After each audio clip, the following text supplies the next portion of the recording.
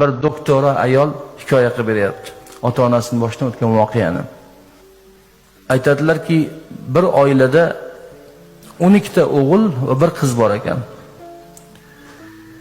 O'sha qiz endi balog'atga yetgan 16-17 yoshlarda. Va bir akasi bilan shu qiz bir onadan, qolgan akalarning hammasi boshqa onadan ekan.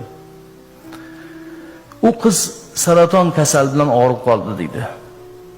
Ota va akalar singillarini, qizlarini Riyozga olib kelishdi, poytaxtga. Davolanib yurishudaki qiz televideniydan ko'rdi, mumkin gazetda o'qidi, xabar topdi. Amerikada bu qizning kasalining davosi bor ekan. Ammo u oila o'rtahol oila edi. Hammalar akalari uylangan, hammalarining uylari bor. O'rta hol odamlar edi, boy odamlar emas edi. Ota ham, akalari ham qiz so'radida endi Amerikaga olib borib davolatmaysizmi otajon deyapti. Akalarga aytayapti, u qizni yashagisi kelyapti. Riyozda tushirib yetdiki, kasalning shifosi yo'q unga. Davosi yo'q. Amerikada bor ekan dorisi. Eshitgan odam Payg'ambar alayhisolam aytganlar, al-mayyitu kal-g'ariq deganlar. O'limga yo'liqqan odam cho'kayotgan odamga o'xshaydi. Cho'kayotgan odam bir xasni ushlab bo'lsa ham najot kutadi undan. Qiz ham yashagisi kelib so'rayapti, ammo otalar, akalar hammasi yo'q deyishdi. Chunki ko'zlar yetmayapti. Bu qiz o'ladi deyishyapti. U Amerikaga shuncha pul sarflab isrof qilish nima kerak? Bizga og'ir bo'ladi deb xullas ota ham, jumla akalar ham yo'q deyishdi. Faqatgina ona bir aka ichi kuyyapti singlisiga.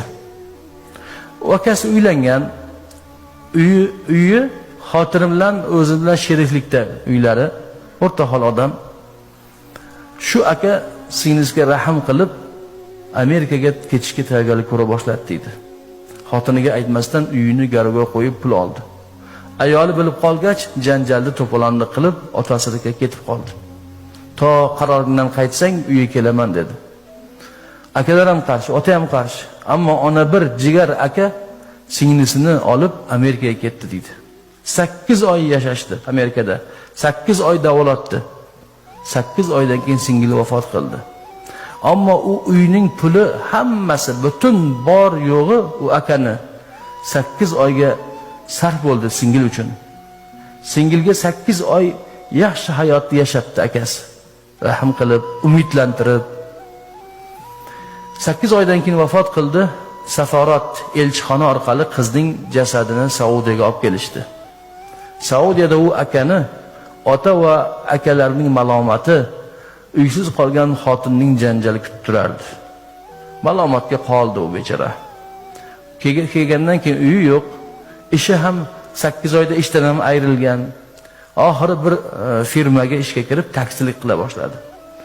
Shunday qilib kun kechira boshladi. Ijaralarga yashab yurdi, uyi yo'q ekan. Hech kim yordam bermadi. Sen o'zing qilding, endi o'zingdan ko'r deydi. Ammo 1-2 oydan keyin bir advokat keldi, Saudiyani boshqa tomonidan. U o'sha qiz bilan akaning vafot qilib ketgan, onasi vafot qilib ketgan ekanda. Vafot qilib ketgan onasini qarindoshlari bor ekan, bir odam, katta yer egasi, boy odam ekan u, ammo hech kim yo'q ekan. Va o'sha kalola usuli deydi merosda, o'sha orqali bu bola o'sha odamga merosga bo'lib qoldi. Advokat shuni izlab ketdi. Katta yer bunga merosga o'tdi. Oxiri hujjatlar bitdi. Merosni olgandan keyin u haligi aka bir oz qism yerni sotibdi-da, sotilgan uyini qaytarib oldi. Ammo ayolning nomiga rasmiylashtirdi hujjatni. Ayolning nomidagi uy hujjatini va taloq yozilgan hujjatni qo'shib ayoliga berib yuboribdi. Ayoli o'rtaga odam qo'yib yarashishga harakat qildi, ammo yigit voz kechdi u ayoldan. So'ngra qolgan yerga dehqonchilik qilib, Alloh unga shunday baraka berdiki deydi, xuddi osmondan chelaklab yog'ilganday, suv yomg'ir yoqqanday pul yog'ilib kelardi unga. Nihoyatda omadi yurishib ketdi deydi. Hamma hayron bunga. Tezda boyib ketdi haligi yerlarga hosil ekib. Shunda u yigitning o'zi aytdiki, singlim jon berayotganda Odatda odamlar muhtazar holat deyiladi. Muhtador degani o'limga yo'liqqan odam. O'lim holat, muhtador holatda hamma kalima aytadi. O'zi aytilmasa yondagilar aytib turadi. Ammo singlim deyapti, o'sha mahalda ey Robbim deb duo qilar ekan. Ey Robbim, akamni rizq eshiklarini ochib ber deb duo qilar ekan. O'sha singlimning o'limi oldida qilgan duosini ijobati bu debdi haligi aka. So'ngra bir yosh qiz topib, unga uylanib, hayotini boshqatdan quribdi. Haligi hikoya qilib berayotgan doktora ayol o'sha erkak bilan ayolning farzandi ekan, qizi ekan. Menga otam rahmatlik ammamning ismini bergan. Mana shu